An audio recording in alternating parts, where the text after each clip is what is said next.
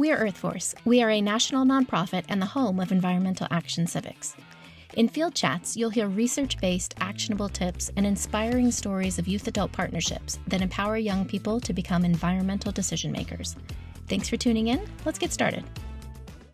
Hello, and welcome to Field Chats, Environmental Action Civics Essentials, brought to you by EarthForce. Today, we're talking about how environmental action civics is grounded in justice and equity. I'm Alyssa McConkey, and I'm here with a few others from our program team. We've got Taylor and Sarah and Haley on the production side. So here we are, guys, talking about the reality of what it means to have a process that is grounded in equity and inclusion in a time where that has just become very hard to talk about. It is March of 2025 currently while we're recording this, and the reality of the world that we're in is that words like diversity, equity, and inclusion have kind of been censored, but that like many of us are still doing the work, in my mind, that is beyond. It's not about what we call it, it's about including different voices, and we're going to get more into that. But yeah, anything, how are you all doing, and anything you want to, just a little reality check moment, anything you want to share, Sarah? Yeah. Taylor? Yeah, because I was at the social studies conference here in Colorado, and I was getting to work with a bunch of teachers at that, and they do this stuff. They talk about history and the context of how we do all of these things and how we work together to govern ourselves. And I think that was a very great experience because it showed us that the work that we do and the results that it yields, we may not see. So it's just kind of continuing the work was my reality check. I'm like, oh yeah, just kind of how you just said that like, oh, even though the circumstances in which the work is being done has shifted, the work stays the same. And that's why we're going to talk a little bit about our process and how it is still grounded in justice and equity. And we're not going to change that just because of a trend necessarily. Right. Yeah. And I like that you said, like, when you said, like, we don't see it, you mean, like, we work towards kind of long-term game stuff that we may not see immediately, that takes, like, a long time, and we may not see in the time period that we're working on that project or that work. So, yeah. Sarah, how you doing? Yeah. No, this is a good discussion. I'm glad we're having this discussion. And, you know, NAAE had a wellness session last week. And so I think just the reality is, like, we're all feeling pretty exhausted and burnt and upset by a lot of this. And that's been a reality check, is just a reminder to take care of yourselves and your community. And it makes me think of what Environmental Action Civics says, which is, you know, really just grounded in local community and community organizing, and the power, you know, in that, and like working that hope as a muscle, right? Like hope as a muscle, and focusing on what can we do together locally, and just focusing there over where you have a little bit more control. Yeah, that feels manageable. You can take care of others, you know, so yeah, that's where I'm kind of focusing on and thinking about mutual aid with community members here. So that's great. Thank you. And so I would really like to kick off this particular conversation with some norming, some defining of things. So we talk about environmental justice, we talk about equity, and a lot of times that can mean many things to many people or organizations. And I think at EarthForce, we really focus on environmental justice for everyone having a right to live in a safe environment and deserves to be included in the decision-making that affect their community. And so I think that latter bit of that is kind of included in the decision-making, and that harkens to the EarthForce process. And then equity is really focusing on the how we do it. And it's the approach that ensures everyone has access to the same opportunities or the same opportunity to be included and involved in the decision-making for community elements, whatever they may be. Yeah, thank you. I feel like we talked a little bit about, before we started recording, just how often people throw out labels for things. And so I think it's really good to ground in like what that actually means to us. And then I think this is a great opportunity for us to talk about like what that work is like looking like outside of a term for us. So Sarah, I'm wondering if you could kind of start us off with like, when we think about environmental action civics, right? So let me just say first that when we talk about the process, we're often talking about the Earth Force process, which is a way to do environmental action civics and get to some of those essential experiences that we talk a lot about on the podcast. And so when you hear us talk about the process, that's the Earth Force process if you're new to this, and you can check that out on our website. So Sarah, help us think about like the Earth Force process and environmental action civics. How does equity tie in? How does justice tie in? Can you launch off our conversation for us? Yeah, and I like this process is at the nexus of so many beautiful things, right? Like environmental education, civic education, place-based, problem-based. When we look at like a definition of environmental literacy, we're talking about facilitating opportunities for young people to practice and build skills so that they can take informed action.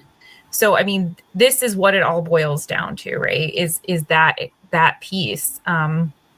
So there's some points I wanted to share with you all in terms of like why use the Earth Force process and how it can meet diversity, equity, and other inclusion, accessibility of environmental topics with the young people that you all work with.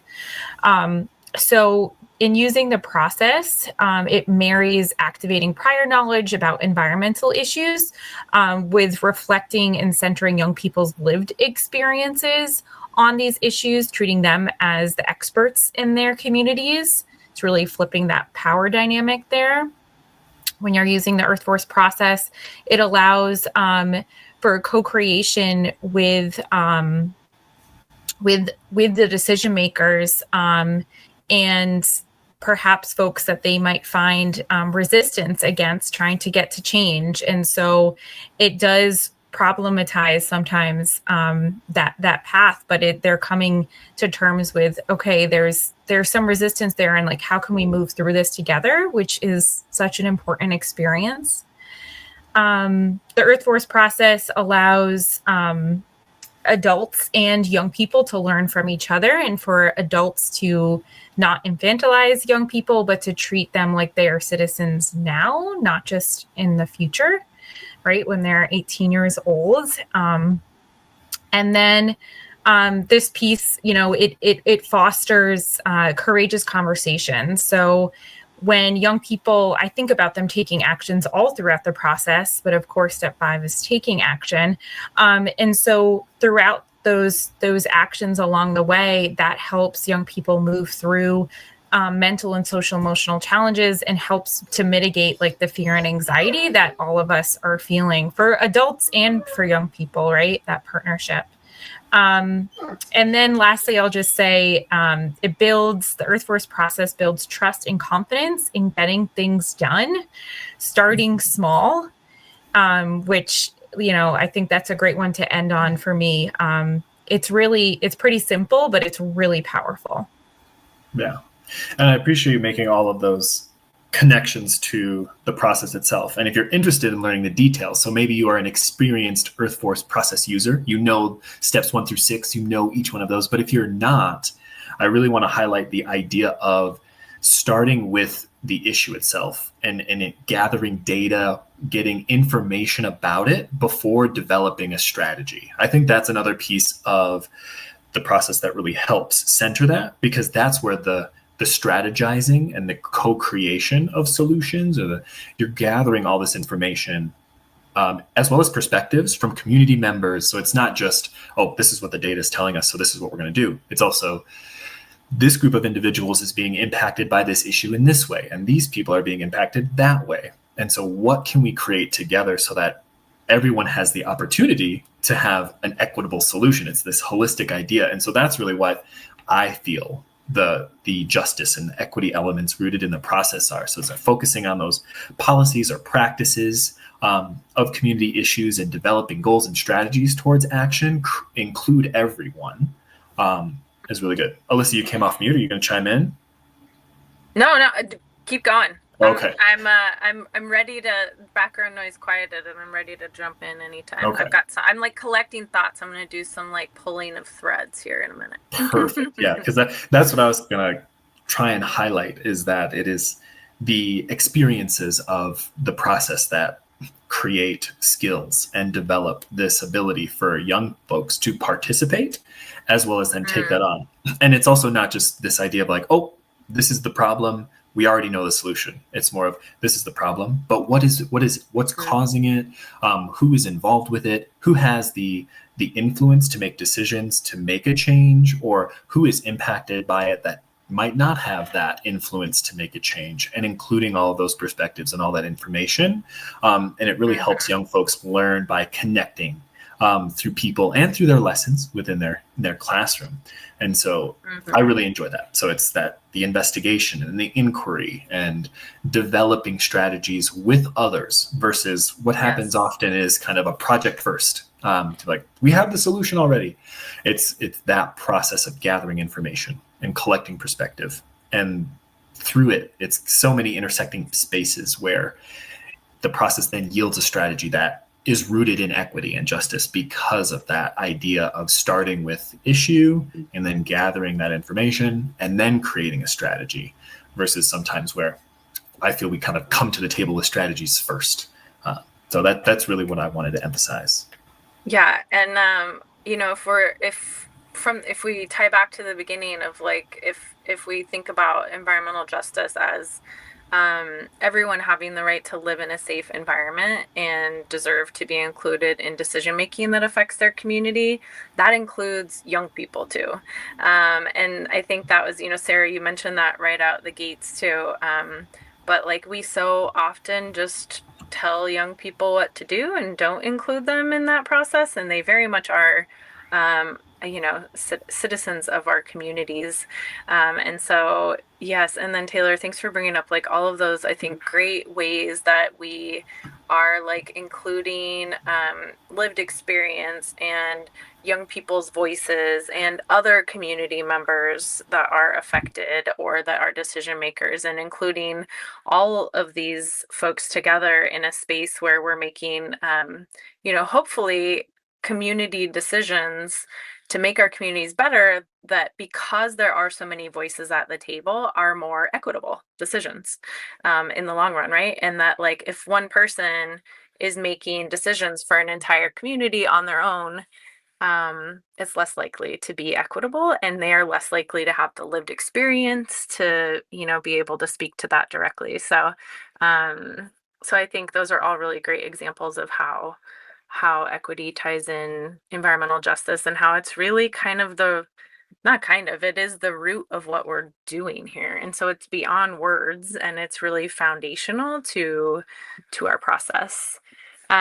Sarah, did you have something? Did you want to add anything before we sort of wrap it up? I think I would just be saying what you all are saying in different words. So I can start to bring us home. Bring us home. Yeah. Yeah. So we would love to have you use the Earthworth process to center equity, and inclusion in your work, in your environmental education spaces, or with experiencing civic education and place-based education, etc. So we love to chat with you more in our community of practice. So we hope that you join us over there.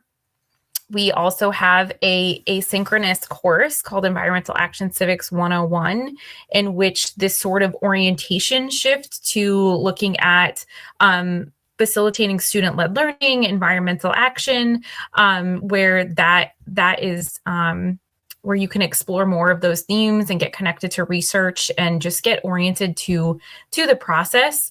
So thanks again for coming. Please check out the show notes for the link, or visit earthforce.org.